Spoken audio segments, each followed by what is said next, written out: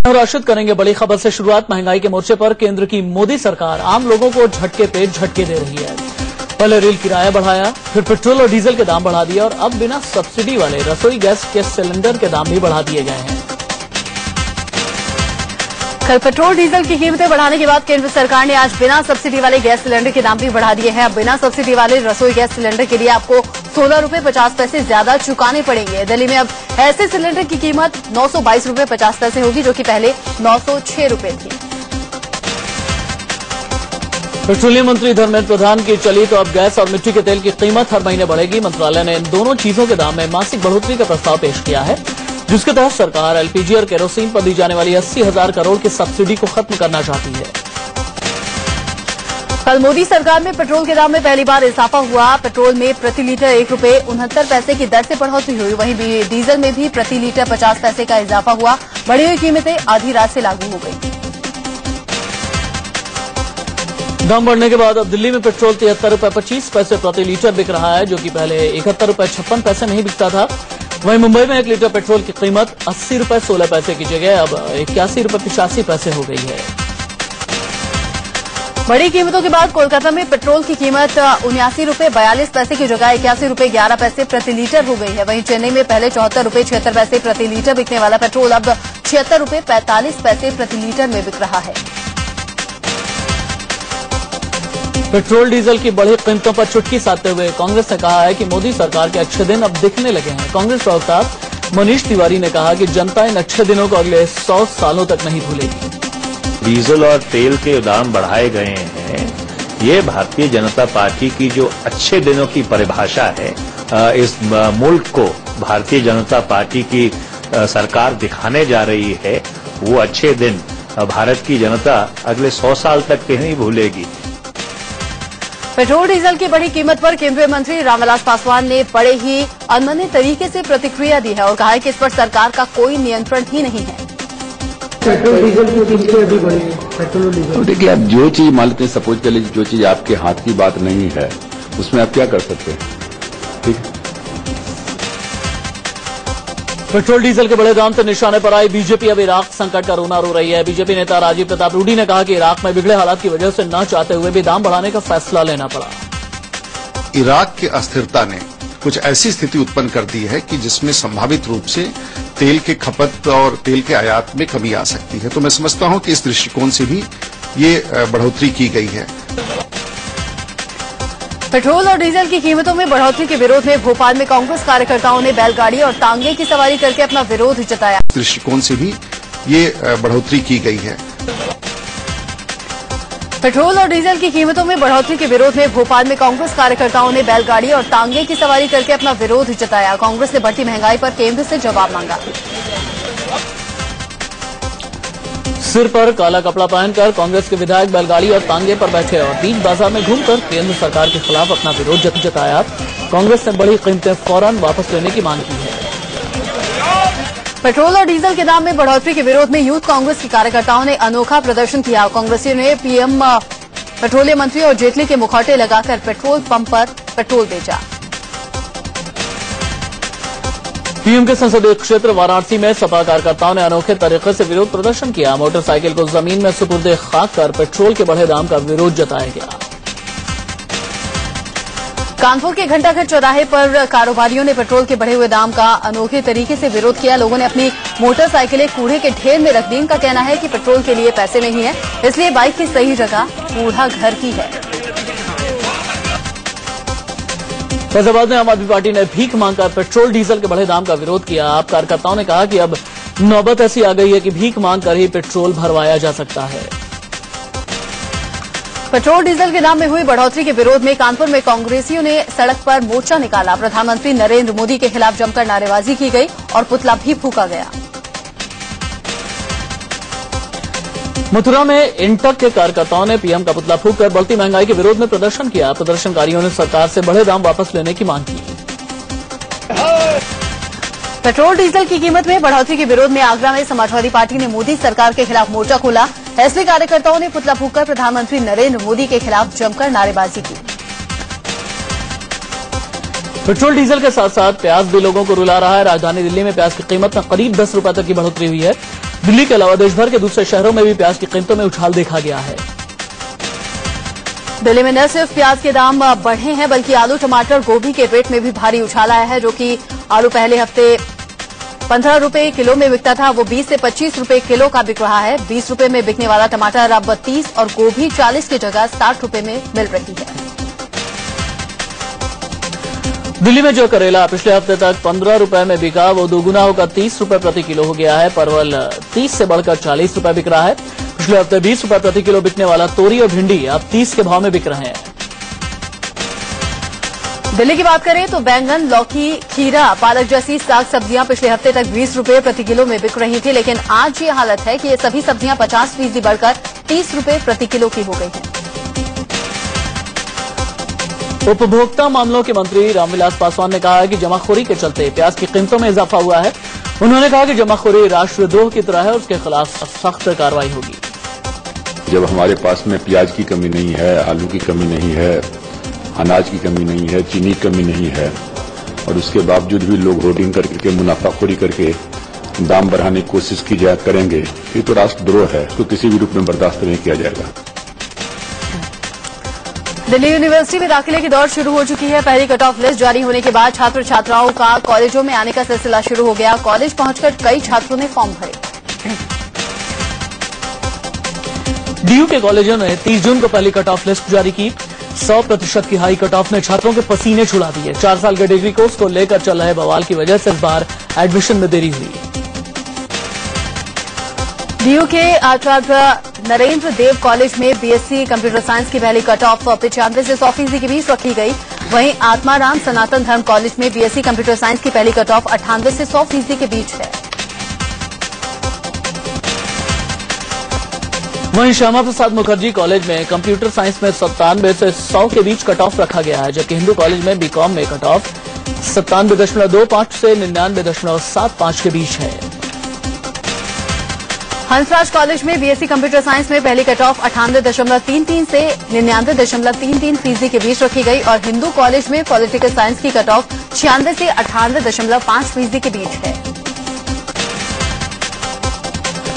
SRCC college में BCom honours के लिए कट ऑफ 97.5 से 99.25% के बीच है और हिंदू कॉलेज में इकोनॉमिक्स के लिए कट ऑफ 97.5 से 99% के बीच रखा गया है। इस बार डीयू के सारे कॉलेज कुल 5 कट ऑफ लिस्ट जारी करेंगे। हर कट ऑफ में दाखिले के लिए 3 दिन का वक्त मिलेगा। दाखिले के लिए नई पंजीकरण की जरूरत नहीं होगी। साल 2012 की तरह मार्कशीट दिखाकर सीधे दाखिला लिया जा सकता है। भोपाल में एक बार फिर कांग्रेस कार्यकर्ता पुलिस वालों से भिड़ गए। व्यापम घोटाले को लेकर सड़क पर प्रदर्शन कर रहे कांग्रेसियों को पुलिस ने रोकने की कोशिश की। इसी दौरान दोनों तरफ से धक्का मुक्की शुरू हो गई। पुलिस और प्रदर्शनकारियों के बीच खींचातानी काफी देर तक चलती रही। कांग्रेसी शिवराज सरकार के खिलाफ नारेबाजी कर रहे थे। इस भिड़ंत में कुछ कांग्रेसियों और पुलिस वालों को चोटें भी आई हैं। मध्य प्रदेश में व्यापम घोटाले को लेकर कांग्रेस का शिवराज सरकार के खिलाफ विरोध जारी है। भोपाल में सैकड़ों कांग्रेस कार्यकर्ताओं ने धरना देकर सीएम शिवराज सिंह चौहान के इस्तीफे की मांग की। मध्य प्रदेश के राज्यपाल राम नरेश यादव ने कहा कि व्यापम घोटाले से उनका कोई लेना देना नहीं है। उन्होंने कहा कि अगर घोटाले में आरोप साबित होता है तो वो फांसी तक के लिए तैयार है। गोवा की मनोहर पर्रिकर सरकार में पीडब्ल्यूडी मंत्री सुदीन धावलिकार ने विवादित बयान दिया है। उन्होंने कहा है कि गोवा में लड़कियों के छोटे कपड़े में पब जाने पर रोक लगनी चाहिए। सुदीन ने कहा कि ऐसा स्थानीय संस्कृति के खिलाफ है, इसलिए ये सब बंद होना चाहिए। सुदीन ने श्रीराम सेना के प्रमुख प्रमोद मुथालिक के बयान का समर्थन करते हुए कहा कि लड़की का कम कपड़ों में पब जाना गलत संस्कृति को दर्शाता है। अगर हम इसकी अनुमति देते हैं तो हमारी गोवा कल्चर का क्या होगा। मुथालिक पब कल्चर के खिलाफ हैं और इसका विरोध कर वो सही कर रहे हैं।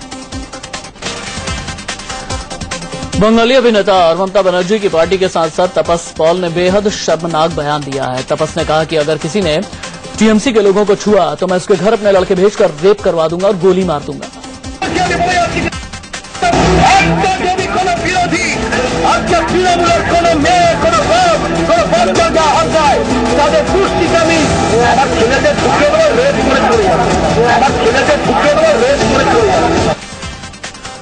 अपने सांसद तपस पॉल के शर्मनाक बयान पर टीएमसी ने कल ही उनसे जवाब मांगा है। पार्टी ने उनके बयान की निंदा भी की है। पार्टी नेता मुकुल रॉय ने कहा कि तपस के बयान से टीएमसी सुप्रीमो और पश्चिम बंगाल की सीएम ममता बनर्जी बेहद आहत हैं। शर्मनाक बयान देने के बाद तपस पॉल सामने तो नहीं आ रहा है, लेकिन उनकी पत्नी नंदिता पॉल मीडिया के सामने आई और अपने पति के बयान पर माफी मांगी। उन्होंने कहा कि तपस को ऐसा नहीं कहना चाहिए था। Said it's not right being a member of the parliament, and he reacted to it very badly, which he shouldn't have had. Say I did not like it, and I'm saying sorry about it. CPM नेता वृंदा करात ने तपस Paul के बयान के बहाने TMC supremo और पश्चिम बंगाल की मुख्यमंत्री ममता बनर्जी पर निशाना साधा है। उन्होंने कहा कि तपस को ममता का संरक्षण मिला हुआ है। पहला सवाल ये है कि एफआईआर क्यों नहीं दर्ज हुआ इनके खिलाफ। दूसरा सवाल है कि मुख्यमंत्री क्यों चुप है। उसकी जवाब भी मौजूद है। वो इसलिए क्योंकि ये सब उन्हीं के पेट्रोनेज में हो रहा है। शर्मनाक बयान के चलते तपस पॉल पर अब तक एफआईआर दर्ज नहीं होने पर राष्ट्रीय महिला आयोग ने हैरानी जताई है। आयोग की अध्यक्षा ममता शर्मा ने कहा कि तपस को पार्टी से बर्खास्त किया जाना चाहिए और उनके खिलाफ सख्त कार्रवाई होनी चाहिए। उनके खिलाफ सख्त कार्रवाई होनी चाहिए। उनको सबसे पहले तो बर्खास्त करना चाहिए, केस का इन्वेस्टिगेशन होना चाहिए। और मुझे अफसोस इस बात का है कि अभी तक उनके खिलाफ कोई एफआईआर क्यों नहीं हुई। पूर्व आईपीएस और समाजसेवी किरण बेदी ने कहा है कि ममता बनर्जी को चाहिए कि तपस पॉल को पार्टी से निकालें और एफआईआर दर्ज करवाकर उन्हें गिरफ्तार करवाएं। ममता बनर्जी क्या इस मेंबर पार्लियामेंट का एक्सप्लेनेशन कॉल करके उसको पार्टी से निकालते हैं या सस्पेंड करते हैं कि नहीं, ये हमको प्रश्न है। दूसरा, क्या अपनी पुलिस को एफआईआर दर्ज करने देंगे और उनको गिरफ्तार होने देंगे? आरजेडी सुप्रीमो लालू प्रसाद यादव को चारा घोटाले के एक मामले में कोर्ट से करारा झटका लगा है। रांची की सीबीआई कोर्ट ने चारा घोटाले के दूसरे केस की जांच पर रोक लगाने की लालू की अर्जी खारिज कर दी। लालू चाहते थे कि चाईबासा केस जैसा ही देवघर ट्रेजरी केस है, इसीलिए देवघर वाले केस को रद्द कर दिया जाए, लेकिन कोर्ट ने इनकार कर दिया। चाईबासा केस में दोषी साबित हो चुके लालू को 5 साल की सजा मिली थी और वो फिलहाल जमानत पर हैं। केंद्रीय परिवहन मंत्री नितिन गडकरी ने इस बात से इनकार किया है कि उनका परिवार ई रिक्शा बनाने वाली फर्म से जुड़ा हुआ है। एक अखबार में छपी रिपोर्ट को गडकरी के दफ्तर ने खारिज किया और कहा कि ई रिक्शा फर्म से उनके रिश्तेदारों का लेना देना नहीं है। दरअसल अंग्रेजी अखबार इंडियन एक्सप्रेस ने छापा था कि ई रिक्शा से पाबंदी हटाने का फायदा गडकरी के रिश्तेदारों की एक कंपनी को भी होगा। अखबार ने दावा किया था कि गडकरी के परिवार की एक कंपनी ई रिक्शा बनाती है। लखनऊ में बीजेपी कार्यकर्ताओं ने पुलिस की दरिंदगी के खिलाफ प्रदर्शन किया। प्रदर्शनकारियों ने पुलिसिया कार्रवाई को लेकर राज्य सरकार की बर्खास्तगी की मांग की। सोमवार को पुलिस ने बीजेपी कार्यकर्ताओं पर लाठीचार्ज किया था। बीजेपी ने लोकसभा चुनाव में हारे हुए उम्मीदवारों के लिए वर्कशॉप करने वाली है। 3 जुलाई को यह वर्कशॉप बीजेपी मुख्यालय में आयोजित की गई है, जिसका उद्घाटन गृह मंत्री राजनाथ सिंह करेंगे। मध्य प्रदेश के वित्त मंत्री जयंत मलैया ने विधानसभा में राज्य सरकार का बजट पेश किया। पिछली बार के मुकाबले इस बार सरकार ने अपने बजट को बढ़ाते हुए 1,15,000 करोड़ किया है। बजट में सरकार ने कृषि और सिंचाई पर जोर दिया।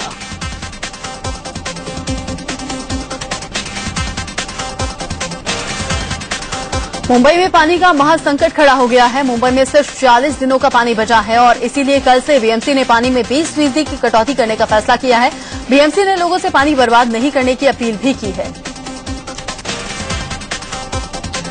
बीएमसी कमिश्नर सीताराम कुंटे ने कहा है कि बारिश नहीं होने के चलते मुंबई की झीलों और तालाबों में पानी का जलस्तर लगातार सूख रहा है। जलस्तर गिरने से पानी का स्टॉक कम होता जा रहा है और उसका असर कल से सप्लाई पर भी पड़ेगा। दरअसल मुंबई में 7 झीलों से पानी सप्लाई होता है और बारिश कम होने के चलते झीलों के जलस्तर में कमी आई है। विहार झील लगभग सूख चुकी है तो तानसा झील में भी पानी आधा ही बचा है। सिर्फ मोडक सागर और भादसा झील से ही पानी की सप्लाई हो पा रही है। मुंबई में जिन झीलों से पानी सप्लाई होती है उसका मौजूदा जलस्तर 14 करोड़ 70 लाख एमएलडी है, जबकि पिछले साल जुलाई में जलस्तर 29 करोड़ एमएलडी था। मुंबई को रोजाना 4200 एमएलडी पानी चाहिए, लेकिन बीएमसी सिर्फ 3750 एमएलडी पानी ही सप्लाई कर पा रही है।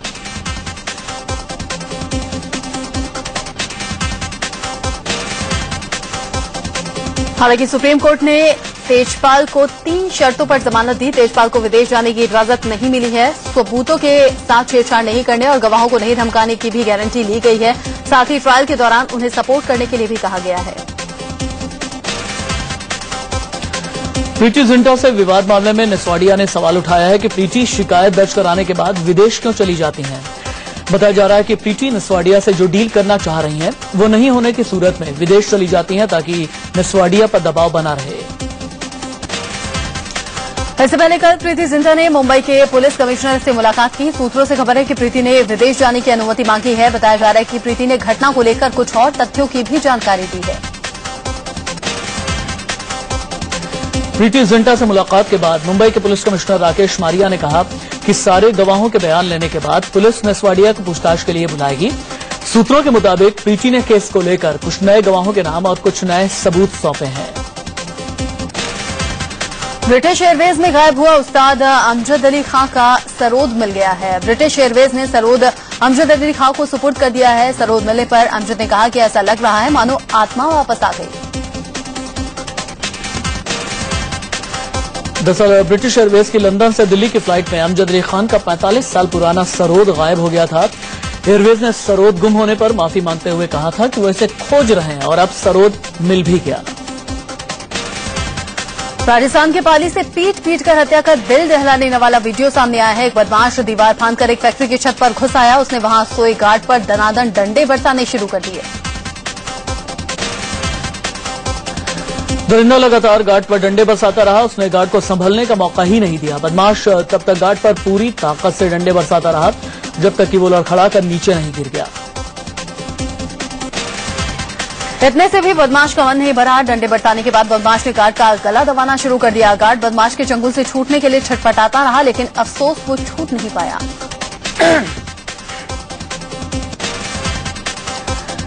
गला दबाने के बाद बेहोश हुए गार्ड पर दरिंदे ने चाकू से कई वार किए और उसे मौत के घाट उतार दिया। हत्या के बाद आरोपी फैक्ट्री के अंदर पहुंचा और करीब 6 लाख रुपए लेकर फरार हो गया, लेकिन सीसीटीवी फुटेज देखने के बाद आरोपी को गिरफ्तार कर लिया गया।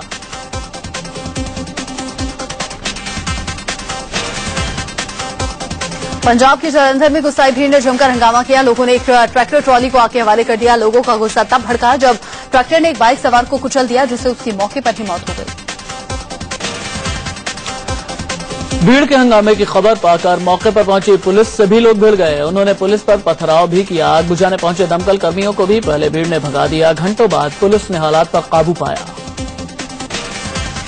मुंबई में अभिनेता अमिताभ बच्चन के घर के बाहर एक लग्जरी कार डिवाइडर से टकरा गई। कार की रफ्तार इतनी तेज थी कि डिवाइडर के टकराने के बाद कार फिसलकर 20 फीट तक आगे चली गई। कार की टक्कर से एक बिजली का खंभा भी गिर गया। बताया जा रहा है कि कार में 2-3 लोग सवार थे, लेकिन हादसे के बाद सभी कार छोड़कर फरार हो गए। कार की नंबर प्लेट भी गायब है। कार से जुहू आगे चली गई। कार की टक्कर से एक बिजली का खंभा भी गिर गया।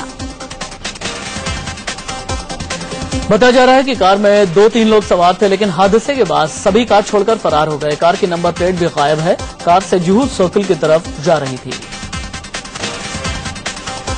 दिल्ली से सटे ग्रेटर नोएडा में एक तेज रफ्तार डंपर ने एक लड़के को टक्कर मारकर उसकी जान ले ली। मौत से गुस्साए लोगों ने कासना थाने का घेराव किया, जमकर हंगामा किया।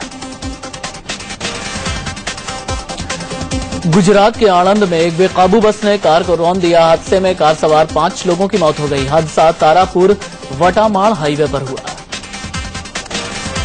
जयपुर के विश्वकर्मा इंडस्ट्रियल एरिया में एक चप्पल की फैक्ट्री में भीषण आग लग गई। फैक्ट्री में आग लगने से लाखों का सामान जलकर खाक हो गया।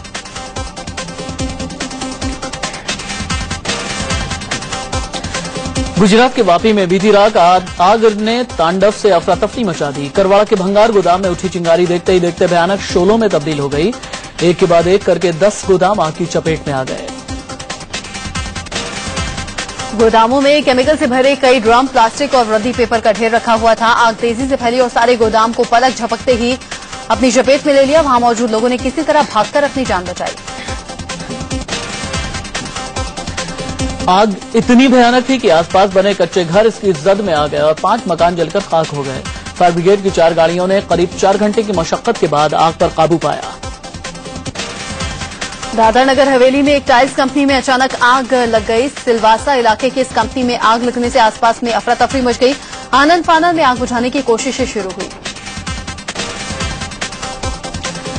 फायर ब्रिगेड की टीम ने घंटों की मशक्कत के बाद आग पर काबू पाया, लेकिन तब तक काफी नुकसान हो चुका था। गनीमत रही कि पास की कंपनियों में आग नहीं फैली। आग लगने की वजह शॉर्ट सर्किट बताई जा रही है। यूपी के फतेहपुर में बाइक सवार लुटेरों ने एक शख्स से 25,70,000 रुपए छीन लिए। छीना झपटी में बदमाशों ने शख्स को गोली मार दी। शोर सुनकर आसपास के लोग पहुंचे। लोगों ने 3 में से एक लुटेरे को पकड़कर पुलिस के हवाले कर दिया। पीड़ित शख्स एक कैश मैनेजमेंट कंपनी में काम करता है। बैंक में पैसे जमा कराने के लिए जाते वक्त ये वारदात हुई। पीड़ित को अस्पताल में भर्ती करवाया गया है। उधर पकड़े गए लुटेरे से पुलिस पूछताछ कर रही है। दिल्ली में मेट्रो रुकने से यात्री एक बार फिर से परेशान रहे। ओवरहेड वायर में खराबी आने से कीर्ति नगर और सुभाष नगर मेट्रो स्टेशनों के बीच में मेट्रो सेवा बाधित रही। नोएडा द्वारका रूट पर काफी देर तक मेट्रो कीर्ति नगर तक ही जा पा रही थी।